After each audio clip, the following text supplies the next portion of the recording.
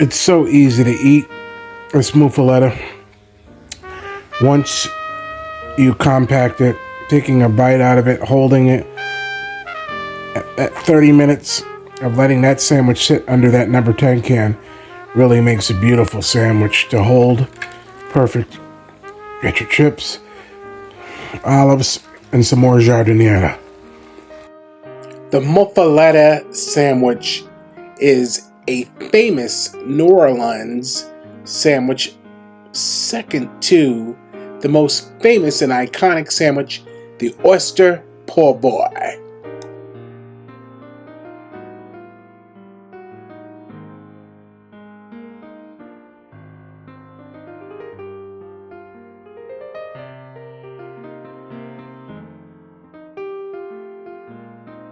In making Oyster Po'Boy sandwiches, it is not hard to do. You just want to make sure you have all your mise en place in place. A place for everything and everything in its place. You want to have your oysters already shucked or out of the container. You want to have some seasoned flour. I put a little bit of adobo. Go ahead, adobo in that. You want to have your seasoned egg wash. And you want to have your seasoned cornmeal. I've got a little bit of Sicilian sea salt on one side and some Old Bay on the other. You want to have your lettuce already sliced and get ready to slice your tomato and onion. You have that sliced. Got a jalapeno pepper, some Sicilian peppers. Got Louisiana hot sauces, 2 different types. And we've got our nice good hoagie rolls. We've got our mayonnaise here to add our little bit of spice, a little bit of hot sauce to that to spread into our bun for all of our garnishes. Now, the easy part is in setting up your breading station, you want to make sure that all that is tossed in there, all that adobo. Same thing over here with your dry cornmeal. Want to make sure all your seasoning is in that. And mixed up. I already mixed up our egg wash there. So what do you want to do? You simply want to take one of these bad boys, one of these oysters, and you want to dredge them in the flour a little bit like that. Shake them off. Dip them into the egg wash. I leave the fork in there. Why? Because when I put them into the egg wash, then all I have to do is give a little gentle prick to the oyster.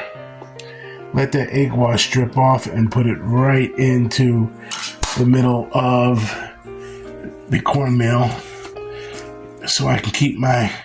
Normally if you're doing this, you're going to have a wet hand and dry hand. But even with one-handed, if you had to do this one-handed, you could still have... keep your glove dry by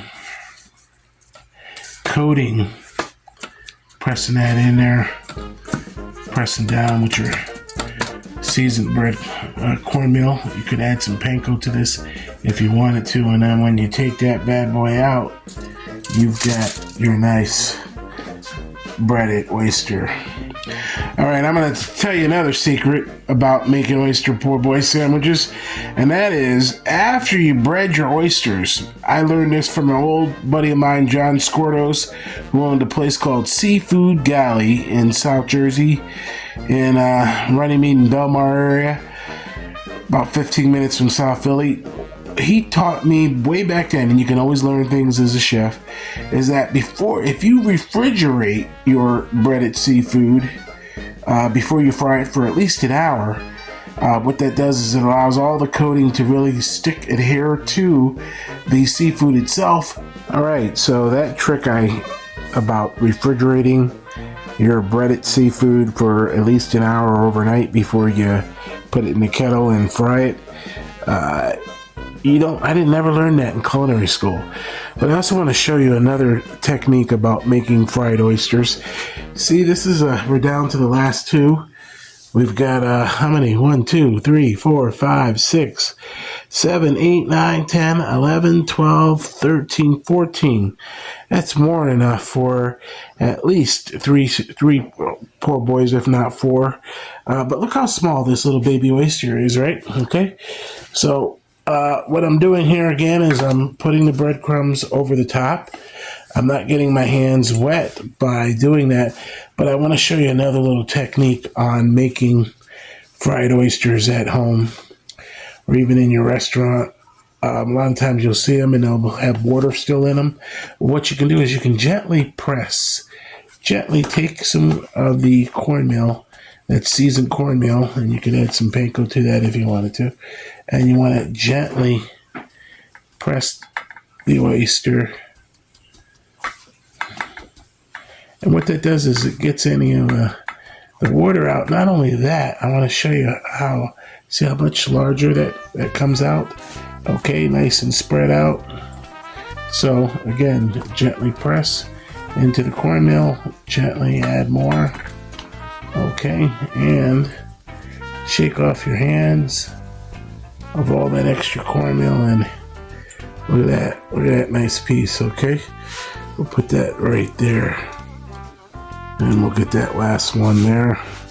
We'll get these in the refrigerator for an hour because we really want to enjoy some poor boys tonight. We don't need to fry it all up. We can just fry with just, enough for 2 sandwiches. Get them on our bread with all of our garnishes. Get our mayonnaise seasoned up. And have a couple of oyster poor boys here. Oh yeah. Alright, I like to roast over the flame my jalapeno pepper, my scallion, and all that. My hands are nice and cleaned and washed. We'll get our lettuce in there. Give that a little squeeze of lime juice. Get our onion in there. So this way you can have your dressing and do your filling for your oyster poor boy while they're still in the refrigerator. Alright, so here we have, I'm going to turn that oil down some. That oil is nice and hot. We're going to get some of these oysters going in the oil here. Away from you. You want to place them in away from you and slowly, so you're not splashing the oil all over the place. What I'm going to do enough for 2 oyster poor boys. You don't want to overcrowd the pan.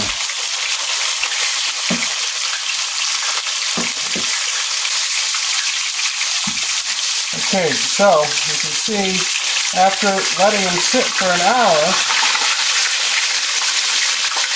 in the refrigerator, they come up nice and crispy.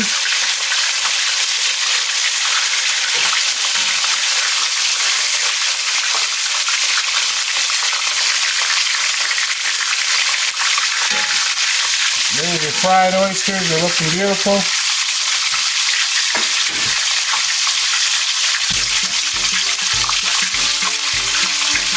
And what you want to do, you want to line a dish, keep it away from the flame, so that you can take your oysters out.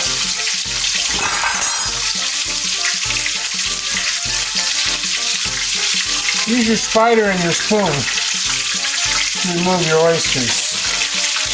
What you want to do is hold that overly well.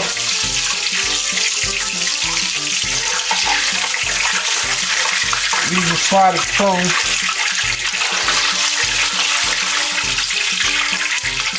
So you can drain off all the grease.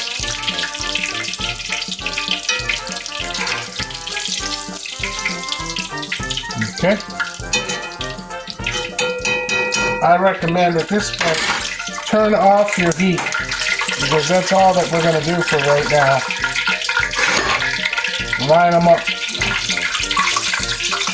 into your dish. I got still Teflon fingers from my days in the restaurant industry, and there are some beautiful fried oysters.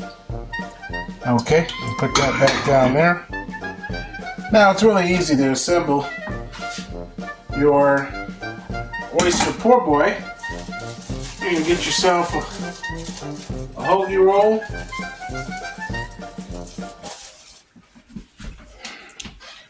And you're going to get some of this good old dressing here. Put that right in the center. Get your spoon.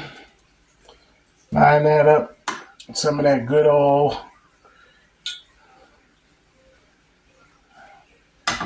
Hellmann's mayonnaise with your hot sauce and your spices. Get your lettuce, the salad all in there. Put some tomatoes in there. Get them spread out. Nice and yummy. And what you can do is you can add a little bit of that Sicilian dried red pepper. Put yourself some oysters in there. And you can see really, you can get a lot more sandwiches because I think 2 is more than enough. Drizzle a little bit more of your dressing on there. Oyster Po'Boy. Oh yeah, then it's just time to eat. So you got enough there. Put the rest of these oysters back into the refrigerator. Cover them up with some saran wrap. And we can do some more tomorrow. Babe and I am going to make another sandwich with these. Babe and I can enjoy. That's enough for her sandwich. Fried oysters. Listen to that crunch.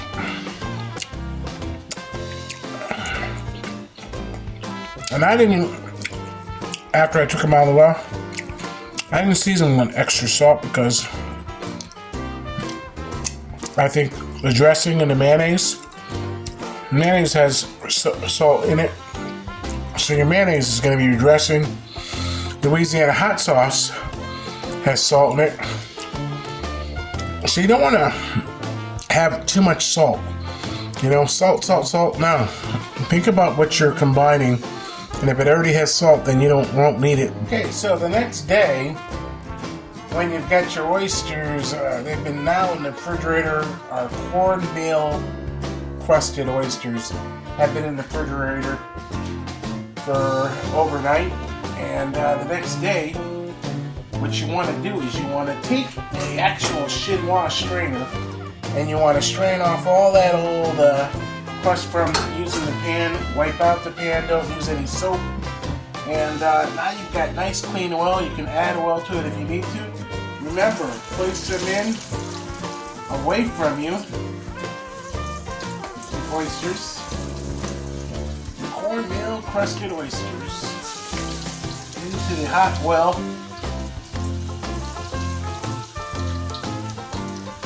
Look at that bad boy. We're going to do all of these because we've got enough room in our cast iron skillet. Look how perfect they are to hold. Put that last bad boy over there and get this out of the way. Get our slotted spoons. See how quick these cook? No time. They're ready to flip. You could probably even turn off the fire right now on the stove and they would continue to cook without burning your oil up if you want to use it for something else.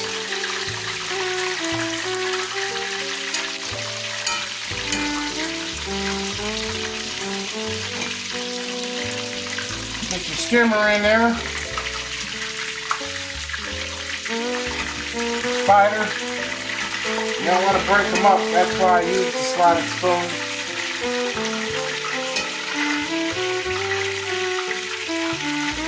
You get them up into the spider.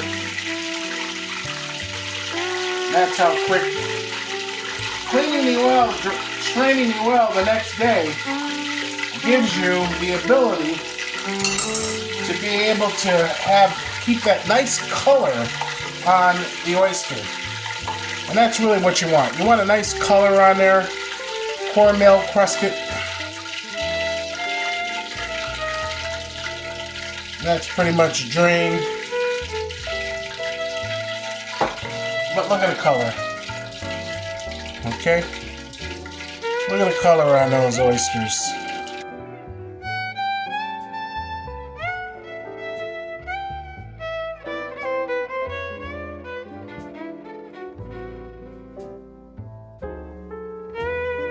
And some of this Cristal Louisiana hot sauce gives that good tang and that little bit of heat. We got our Mardi Gras mask over here in the back. Yummy. Now the other thing they do in New Orleans is coleslaw. So I've got the leftover scallion and tomato and mayonnaise and onion in there from yesterday. And what I'm going to do, get one of these tongs. I got some mixed coleslaw mix, and we're gonna mix that up, and that's what's gonna go inside of our hoagie rolls.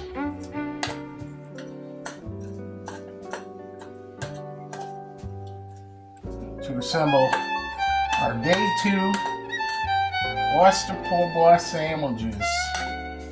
Now you know what the poor boy is all about. In Louisiana, back in the day, the name of the poor boy came up because the folks that lived in Louisiana, New Orleans especially, were so poor that they weren't working. So these guys would stand around all day, and they were panhandling. I know we got laws against panhandling now, but they were panhandling outside the restaurants to those elite of New Orleans that could afford to dine in the restaurants. They would go in the front door. Well, out in the back door, all the vagrants would stand out back, and the restaurants, to keep them from interrupting their customers in the front, would allow the po' boys to stand at the back door, and whatever they had left over that day, or surplus, they would put it into a big pot. They would bring some good old bread out back, and then they would split open the bread and let the vagrants grab a sandwich. And often it was pulled pork, or could be tripe, could be anything. But these guys would get their poor boy sandwiches with whatever leftovers the restaurant had, and they would pile them up with that. And there you have it. 2 good-looking Oyster Po'Boy sandwiches.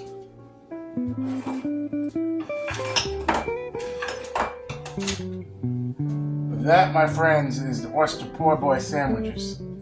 Okay? If you want to add a little bit more coleslaw to that, you could. Add it on up. Oyster Po'Boy. Now look at this here. Of course, gotta try that.